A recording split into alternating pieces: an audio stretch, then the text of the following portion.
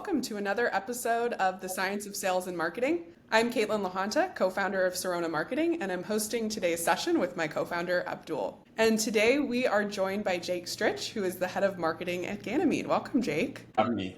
Yeah, thanks for joining. So you recently started as head of marketing at Ganymede. Can you tell us a bit about what Ganymede does and why you were kind of brought on to build out the marketing team? Yeah, absolutely. So Ganymede is an instrument connectivity and lab data platform, and it makes biopharma and biotech companies and their labs smarter. So think plug and play data integration and analysis that cuts out manual tasks like file uploads, exporting from instruments, and really helps labs run more efficiently at scale. Awesome. And so you recently joined as head of marketing. Can you talk a little bit about what it's like to join as the first marketing hire and sort of how you approached understanding what your priorities should be and kind of getting the lay of the land, knowing where Ganymede is as, that Series A startup stage? Yeah, absolutely. So I previously to Ganymede, I had worked at a few different biotech companies at larger scale. And so I was coming in and basically implementing the ability for us to scale up our processes at a marketing level. Before I joined, there was really no marketing programs or campaigns that were integrated with the product roadmap. And so tying all of that together with all the different teams was a core focus here. And then also to all the classic growth marketing channels like paid ads or webinars or events and things like that we want to get more bang for your buck. How can we implement those kinds of best practices across the channels as well? So that was one area is channels, and then also thinking about our technology stack. How can we get the most out of what we have based on the resourcing, and then also to how can we do smart marketing, thinking about ABM, thinking about the integrated campaigns to be really targeted and put the why behind why we're reaching out to people and going out to the market. So that's been my core focus here for the last couple of months since I joined, is laying the foundation for that to build up as we're scaling and preparing for future funding rounds and in our own future growth. Cool. Yeah. And I mean, you just mentioned a lot of stuff, and I know you're going to get into a little bit of how you did set some of these things up really smartly to do the work for you from a technology perspective. There's a lot of really cool marketing tools, but sort of within the framework that you've established and are now building out, how do you kind of approach prioritization within that, being a team of one, and or kind of getting the resources you need to get stuff off your plate and automate things to make it more efficient for you as one person right now? Yeah, so that is the challenge, right? Is there's a lot of things to get done, and I'm only me. I'm just a team of one right now. And I think when you're considering all the tasks that have to get done, obviously you have to think about big picture and the ability to zoom in. So as head of marketing is a generous title. I think it's more like I'm marketing lead, diving in and taking care of what needs to get done, but also thinking about how can we scale this up when we are ready to have more headcount as well. One thing I've learned, which is really interesting, and I didn't really consider this as a superpower here at Ganymede, is we're a small team. We're about 30 folks. But what I've learned is I may be the only person with marketing in my title, but every single person on our team is absolutely dedicated towards marketing. And so I've leveraged that a lot here, and our team has been really gracious, whether it's the sales team really taking the lead on going and being at the events and helping coordinate on driving outcomes like meetings generated and also being at the booth and getting more booth traffic. I've been able to work with those teams really closely. Along with engineering, tying in engineers, we have amazing engineering talent here at Ganymede. People who come from the biotech and pharma industry who also are computer scientists, and they understand deeply the needs that these labs and these scientists have to solve for in terms of their data issues. So with that in mind, one way we've been leveraging our engineers for marketing is putting together these monthly webinars around our apps that we're releasing pretty frequently. And we're having the people who are actually building the apps walk through with the end users what that looks and feels like and why they built it that way, which is really powerful. It's not just coming from someone who's selling the software. It's coming from the people who actually are on the ground building it and putting in the code. Yeah.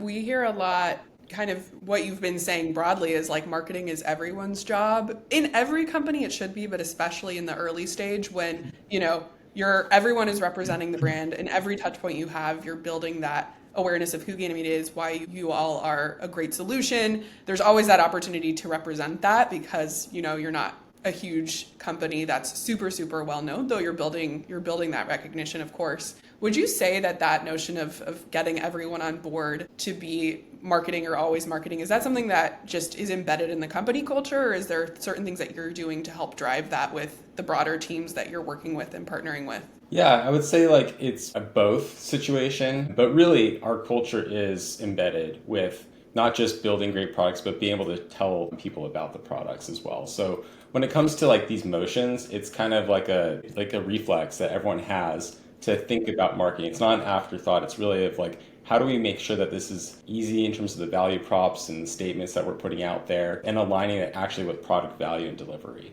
So I think that's something like, we think about from the beginning in the product development cycle versus just saying, hey, like we have this new product, figure out how to tell people about it and make a web page and things like that. It's really involved from beginning to finish. Yep. And I wonder how that's going to change as you guys grow and bring on more employees, right? Whether they're still going to have that mindset for, hey, my job is to sell and do marketing, even if they're not, in those functions. Is that something that you guys screen for in interviews actively, or is that just kind of a byproduct of how you work? I think in an early stage startup, it's just a byproduct. And I think that's something, as we're scaling, that is something I'm thinking about how to, like, from a culture standpoint and growing this team on the marketing side, of how do we get people still connected to the other functions. I've been at other companies where the functions are very siloed. And, when you have functions meeting without other teams seeing what's going on and they're not included in those meetings and there's no conversations happening between the teams, people tend to work individually and exclusively. So my goal here, in terms of the culture and with marketing, is to be embedded with the other teams, working really closely with our salespeople because they are on the front lines. They're getting live feedback from customers and prospects,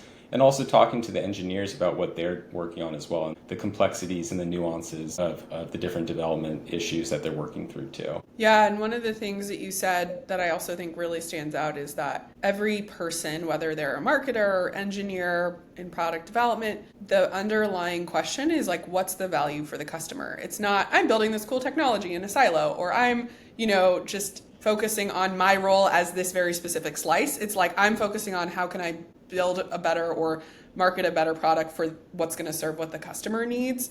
And so that's like a marketer's POV is always what's the customer value and customer benefit. But that being embedded in all the other teams as well just speaks to how well that like culture of we're always marketing is at Ganymede. So that's really cool. Yeah, the product itself is very customizable, and we make sure that like every customer has it built to their specs. And I think with that in mind, there's obviously the productization, but there's also like the delivery and the services aspect of it as well. And so we're getting so much feedback from each customer that people who are, the implementation managers or the engineers, they're getting this direct feedback and then relaying it back to us in real time. So we are meeting on a weekly basis, and discussing this. How does this impact not only our existing customers, but how can we talk about this to the broader market? And what are like the key features that would matter for everybody? Obviously you want to make sure that everything's productized, but there's a lot with this kind of product. It's very technical and very specific and modular to each customer's use case. So you have to consider like what can be replicated across the board and scalable. At that point, we're talking more high level messaging, value props, and things like that too. Yep. Yeah. And so, since you've joined, it sounds like good news. There was a lot of this sort of marketing was happening through these other teams, but you really brought a lot of process and structure and are starting to elevate, a lot of the kind of marketing efforts. So it'd be great to speak to. I know you've done a lot of work here, kind of how you're approaching the go-to-market tooling and setting up a lot of these systems to start scaling out and building some of your priorities on the marketing side. Yeah, so in terms of go-to-market tooling, you have to really think about the Martech stacks you can actually afford. When you're doing your research and you look online, there's a tool that will say it does this, this, and this, and then you're like, so what does it actually do for me? And how does that all tie together? And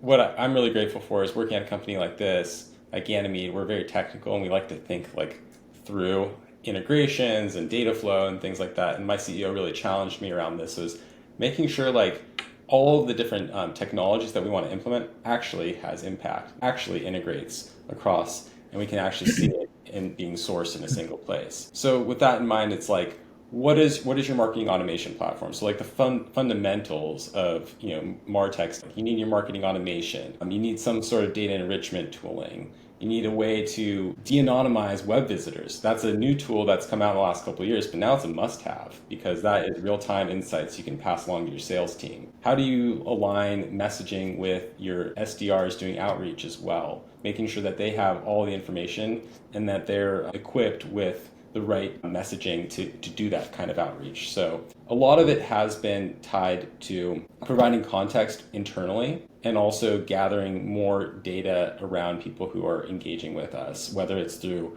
our ads, our website, or the events that we're at, making sure that our team can actually follow through with them because we're a vertical company. We are not like this broad horizontal SaaS company. We focus really on the biotech industry. So we have a limited amount of people, especially within our ICP, really around bioinformaticians, computational biologists, lab automation engineers, and process dev people. There's only so many of them, in our total addressable market. So we really need to make sure that we get as much information to make it, a good experience for them, receiving sales outreach, our marketing, making sure that it's the stuff that they actually want to see. Because that's what brand is like you want to make sure that you're building, the warm and fuzzies, the feeling that they have about you before they even engage with you. And that's kind of part of this marketing motion is making sure that we're leading with that. So that even before they talk to sales, they're primed and ready based on what we have out in the market. Yeah, and you touched on a couple of things there. One of initially when you said, make sure your Martech stack is smart and actually has some sort of results for you. We talked to a different client recently where they consolidated their Martech stack and saved a bunch of money because of all these tools that were either redundant or weren't used or were being used and not having an outcome, right?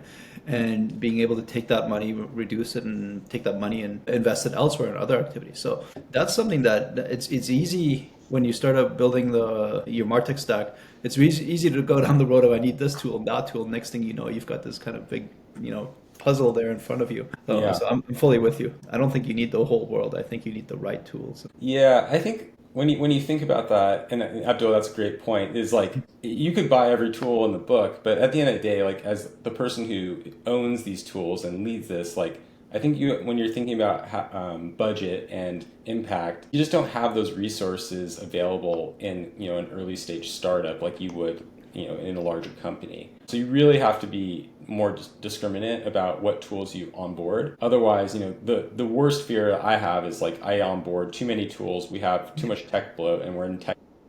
And now we're obligated to an annual contract for something that no one's using, is not helpful to anyone. And we can't spend that money on going to an event or on advertising or on developing pieces of content. That would be like, there's a trade-off you always have to consider with that. So a lot of the times, I lean towards no than I do towards yes. It has to fit my piece of the puzzle. It can't just be like a maybe it'll work. It has to be an absolute confirm. And I can be a pain in the butt with sales reps. I'm not going to lie. Like I want to validate everything. And I think you should. And I think that one thing that, again, my CEO challenged me on is like data flow. How does the data flow from web, from imports, from all the different tooling, and how does that get displayed and reported on? Ultimately, this is an exercise that can be painful at first, but I think is really necessary when you want to be efficient in this environment. And the other thing about it, you have to really think ahead. I've been inside of a company where, some of the decisions that were made early on the Martech stack, and years later, the company grows and grows, and now it's a mid-sized company, and all of a sudden you're looking at costs that are exorbitant, but you're locked into these systems either through contract or because of the amount of data you have in there, and the migration is not easy. And now you're like, oh my gosh, I'm spending so much money for something I'm barely using, but that decision was made years ago, and here we are stuck with it, right? So that's exactly right. And when I think about this, like I've walked into companies where I'm locked in. There's no way to get out of it. There's a 3-year contract, and you didn't sign off on it. What's cool here at Ganymede is, I've been given full license to be that person, to actually sign up for the right tooling. But what's something that is interesting is there's a lot of tools that are very low cost, low risk, and also like a lot of them, there are free tools out there. There's tools that knock out like these highly overpriced enterprise, like I don't want to name names and bash any specific vendor, but there's tools out there like, I'll name ones that I recommend, which would be like, first one, like if they don't have this, is like thinking about recording web sessions and seeing how people are interacting with your website. Website is super important. It's, the digital footprint of your company, and being able to track how people are actually engaging with it and what content they're consuming and how is obviously you can get that from Google Analytics. But how do you do one step deeper and see like sessions and recorded like web sessions? And one tool I really love for this is it's a Microsoft product called Clarity. It's free. It's incredible. And it integrates with HubSpot. So when somebody converts through our website and they fill out the form, we in real time will get, not only will we get their information that they put in the form and then do enrichment on the back end, we actually get a link that identifies to that user their web session. So that information is passed on to my sales reps. So in real time, I send out like a Slack notification to our team. Hey, this person just filled out a form. They can go to the HubSpot record and see the entire timeline of what they did. And that's the real power of your tooling and the data flows. And that's the thing is like, how useful and actionable is that data? And what are you doing with it? So those are the kinds of things I'm thinking about on a daily basis. I don't want to overload the team, but they do love the information. It makes it helpful for them to know, hey, like a deal you're having, you have an open opportunity right now. And these 5 people from your opportunity are visiting our website right now. Mm-hmm. Just like, these are the pages they're looking at. And that just helps them tailor their conversation and have a lot more confidence going into that next call, knowing that, hey, they were looking at these different products, they're looking at these different resources. I can bring these up. Obviously, you don't want to be weird about it, but you do want to make it like a helpful, guided conversation that, is helpful to anybody. Yeah. All right, Microsoft, you get a free shout out. Not that you needed it. Yeah, I know. It's a free tool. I mean, if you're a startup and you're looking for like the free or the low cost tooling, that is one of the first ones I recommend to people.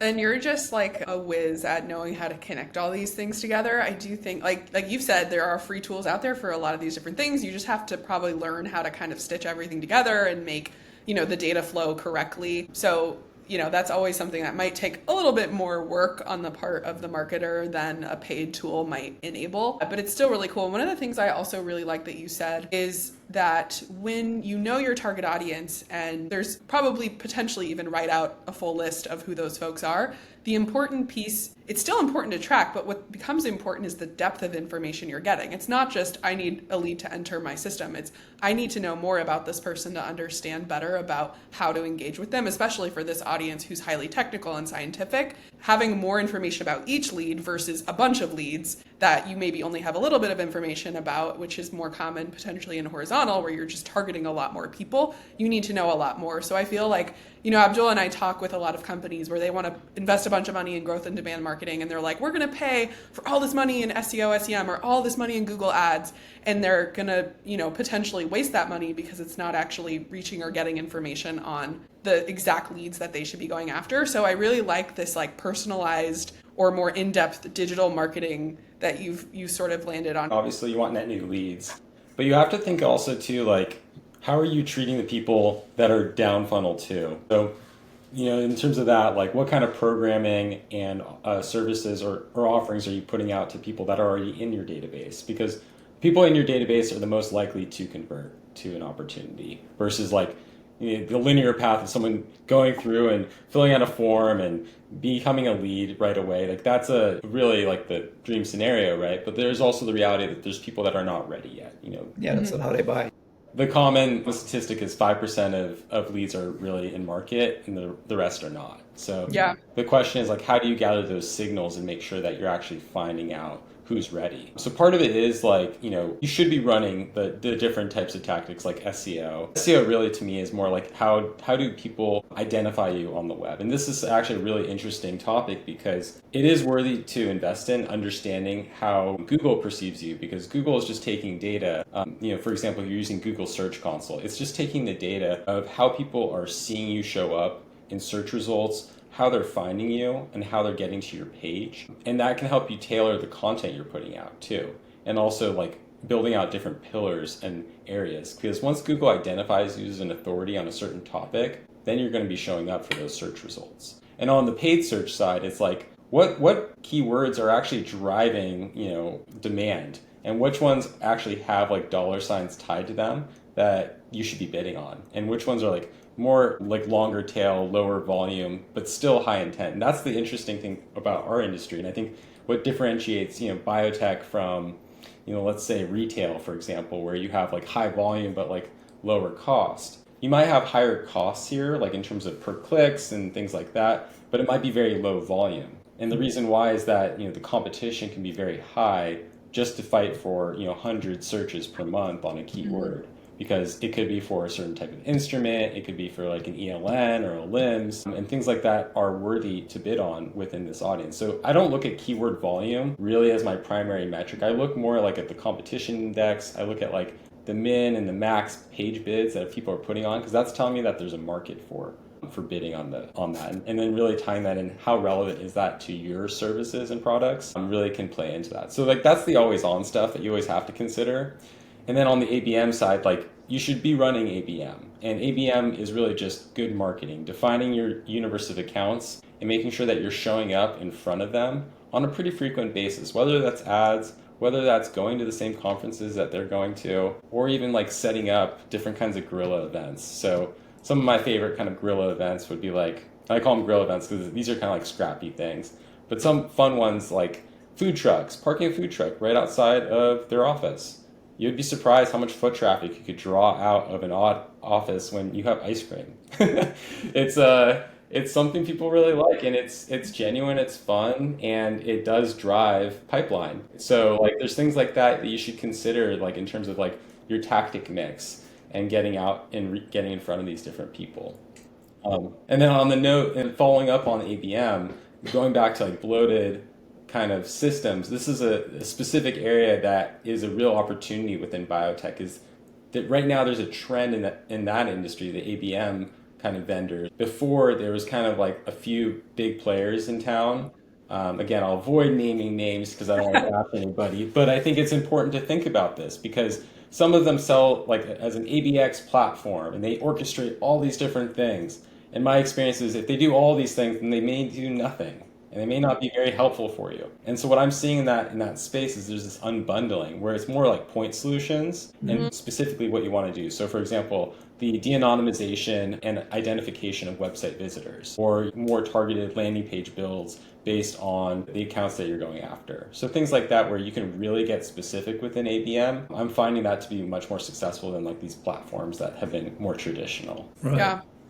So I want to go back to one of the things you said right off at the beginning, the SEO, right? It's obvious, right? The traffic patterns are being changed quite dramatically by AI, right? A lot less traffic to your website, all those AI overviews are giving you answers. But I think that's kind of like common knowledge at this point. I think what we're seeing now is like you have agents doing evaluations of software and websites, right?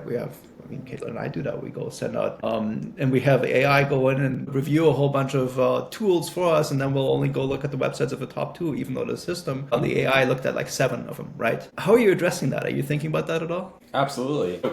When I think about like the AI or LLM optimization, I don't know what the proper acronym will come out soon, but LLM optimization, you really have to think about middle of funnel intent. These are people that are looking like, give me the names of products that do X, Y, Z. So does your product do X, Y, Z? I think that's the answer, the question you should be thinking about when you're building out content on the page.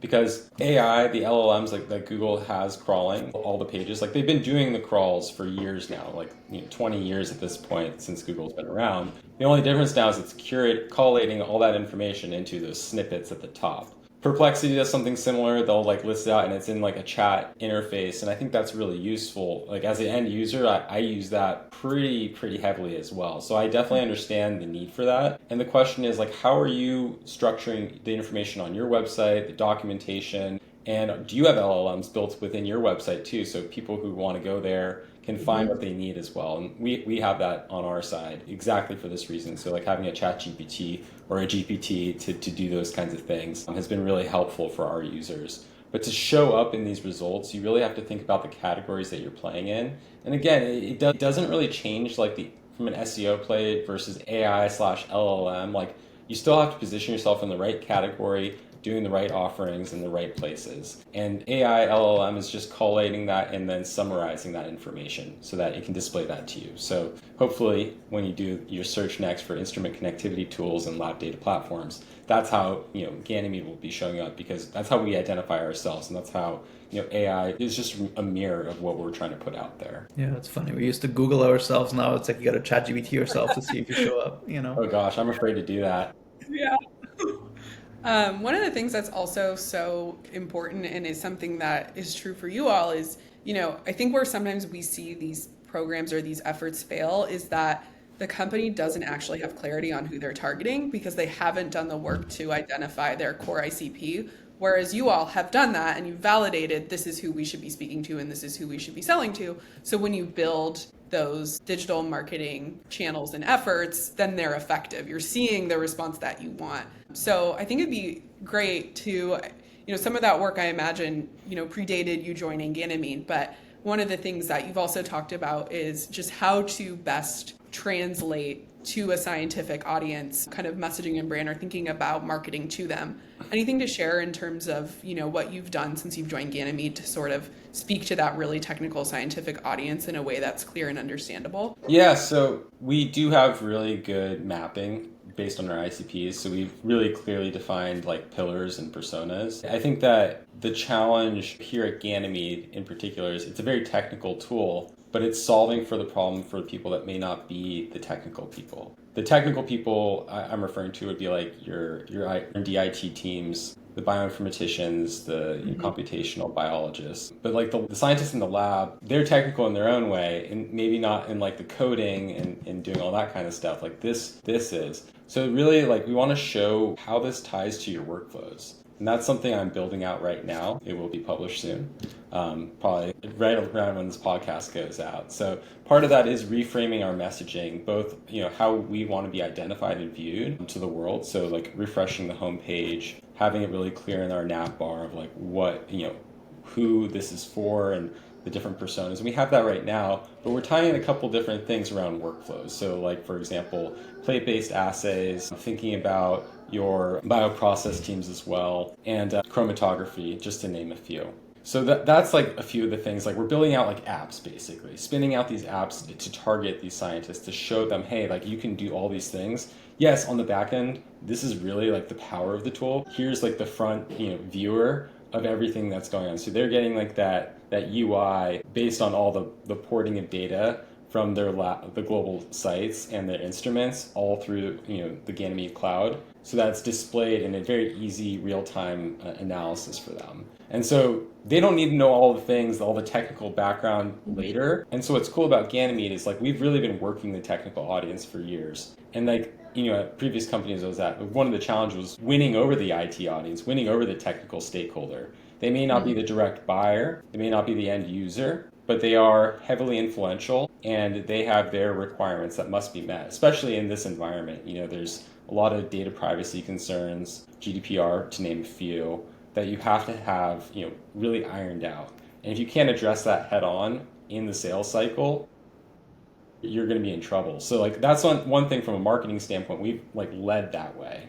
And we're making that now we're framing it more of a friendlier version towards the scientist and towards hey, all these things that are happening, here's why it matters to you. Mm-hmm. It's I love that you said that. Actually, I had this exact conversation this morning with the CEO of a company who said, hey, people love the product when they see it, right? But we're still not able to sell it. And that's because the buying center is so large, right? You may be selling it to this particular persona, but you've got all of these people, they have veto power, and their job is not to purchase the technology. Their job is to protect the company. So literally they're coming in at an angle of, or from a point of view of, why shouldn't we get this, right? That's their first point of view. Legal, compliance, regulatory, finance, procurement, you name it, right? Gosh knows who else I'm missing here. You have to internally have that champion who is willing to overcome all of those different departments, right? And work with IT as well on top of that. And then you can make the sale in the enterprise space, or certainly in the life sciences space. That's what makes this industry so unique and so complex. That's, I think, why you see those sales cycles that are 12, 16, 18 months. And the other thing on top of that is you may be coming into somebody who has buying intent, but their budget cycle isn't amenable to buying right now, right? They're like, hey, we're evaluating this, but we're not getting our budget till January, and it's May now. So we're going to be sitting there for 7 months talking to them, but you know that sales not even realistic until then, right? So those are all the kind of complexities that I think people kind of underestimate about this particular industry. I assume you come across that as well. Absolutely. And one thing to add to what you're talking about, Abdul, is the economic environment within biotech right now. It's not a low interest rate market at the twins. We're dealing with creating value, not just growth, and they can't just take on more tooling because they have to really think about the bottom line. Yeah. So even if you want to not be a vitamin, you want to be a painkiller. And if they have a real pain and you can solve for that, that's like the ultimate positioning as a marketer. If the product you have is a nice to have, to your point, they're going to wait till January when it's May now. And also not under I shouldn't use the word underselling, but under appreciating the importance of the translation to something that's going to resonate with the scientific audience. Like you all took the approach of building the relationship and the brand with IT. So the technical first message made sense. Now that you're talking to scientists, that's gonna fall flat. We see this a lot. Companies are like, our technology is so amazing. We want to go technology first when we talk to scientists because they're gonna think it's as cool as we do. And then the scientist doesn't get it in the same way. It doesn't translate. So the approach you all have taken of like, what are the core use cases and problems that resonate with them that they're facing every day in the lab that we solve? And then you back into, okay, here's how it works and the underlying technology if they care about that. But, we see that a lot of companies thinking like, if we go forward with how cool this is, everyone will care. And they honestly don't. And that's okay. Yeah. You have to make it sound, what does this actually do for my day to day in a way that's resonant? And another piece to that too is we've seen, in marketing, it was always about like value first and business benefit. And that also got to this level of just being so extracted from what the product actually does that just simplifying it and being like, we do this use case for you. And then here's a couple of ways that it's better or faster is I feel like, yeah, for sure. Yeah. Yeah, I mean, remove the flowery language, remove the nice descriptions, just get to the point. Scientists need to know, is this a tool that's worth using? Is it going to help me or is it not? And why is it worth using? Like, the time that they're not in the lab is not much. They have, their heads down a lot of the time. So like when you can capture them and their attention, you really have to, one, respect the science. Like I think that's the number one thing is respect the science and what the nature of their work is and honor that and then be able to meet them where they are. And I think that's one of the challenges. Like if you have really cool tech and you just build it and they will come mentality, you're not tailoring that and adopting to your end user. And sometimes your end user doesn't even know that they're an end user because if the product's so technical in that case, it can be lost in translation. So keeping it really simple, that's something like I focus on here is cleaning up, and clarifying. It's not that we don't have the right descriptions. It's just that maybe it's not capturing their attention because you only get 30 seconds. When someone lands on your webpage, you get 30 seconds. If they don't scroll down beyond the top fold and see all the things that you want them to see, like, too bad. That's on you. And so how are you going to make the impression, whether it's visually, whether it's through videos, whether it's through interactive content, that shows them that you are a thought leader, you are the right brand for their needs. Yeah. And I'll say this as a former scientist myself, I'll call it what it is. There's a sense of arrogance about yourself that you know everything there is to know, and anybody that comes in there has to prove themselves, right? So that's where scientists are very data-driven. They want to see the evidence. Certainly, I always wanted to see the evidence and the data on anything, right? Because that's what I was expected to do. So if a vendor comes in and tries to sell me A, B, C, it was the same thing. I mean, show me that proof. I don't care about the functionality. Show me that it's working, right? And it oftentimes helped if that person was a former scientist themselves. Then you would see them as an equal or somebody maybe even who can actually consult you. But what I often found, certainly as a buyer back in the old days, is that if the other person didn't speak my language, didn't have the science background, I kind of dismissed them. And that wasn't just me. That was kind of the universal feeling among everybody around me, all the other scientists, especially if they were PhDs. The PhDs would never talk to anybody unless the other person had a PhD as well. Absolutely. Yeah, and again, that goes back to that principle of respecting the science and obviously not coming from the biotech background and not being a scientist myself. This is where I lean on my SMEs, the teammates that were in the lab and understanding, and this is like part of like that first 60 days, or really the first 30 days, really first week, you should be there. You should be listening to all the recordings of calls that you can. You should be talking to every teammate, going on a listening tour, and really being able to gather this intel. And being able to talk to customers directly too is a real benefit. So there are things that you can do, like as not the subject matter expert. Like I may be the head of marketing here at Ganymede, but I'm really orchestrating what our team is already doing and just putting it out there in the channels so it's easily seen. And really being able to understand like, okay, like what worked at the previous companies I was at and what missed, and how can we adopt that here based on my experience. And so I think that part of it is like understanding, saying, hey, I'm not the subject matter expert, but I'm going to go find people that can speak for this, whether it's our partners, whether it's our customers, whether it's our internal team that do have PhDs and they are scientific. And that's something like when I worked with different PhDs at previous companies, I was able to really say, hey, like you're this is the area that you know, this is the area that I know, and here's how we can complement each other and go to market in the best way possible. Yep. Well, Jake, thank you so much. This has been awesome. Would love to hear, as sort of a final quick question, what advice you would have for other folks who are joining a company as the first marketing hire. Any kind of words of wisdom that you would share with them to think about how they can approach that? Yeah, so I think it can be a very lonely role, joining as like the first marketing hire or being like a head of marketing at an early stage startup. So the most success I've had, from joining Ganymede now has really been from my network of people who either they're heads of marketing or, I've branched out and met people. But having a network outside of your existing workplace, so you have like your peers that you could speak to, and having kind of a roundtable discussion with them and bouncing ideas. That's where I've really been able to grow and develop, as a marketer here at Ganymede. Yeah. Well, Jake, I think we joked earlier that we could be talking for 3 hours. I think we could be talking for 5 hours. I feel like we haven't even scratched the surface of the conversations we've had. We could have. So thank you so much for your time. Really, really want to appreciate it. Thank you guys. It was great speaking with you.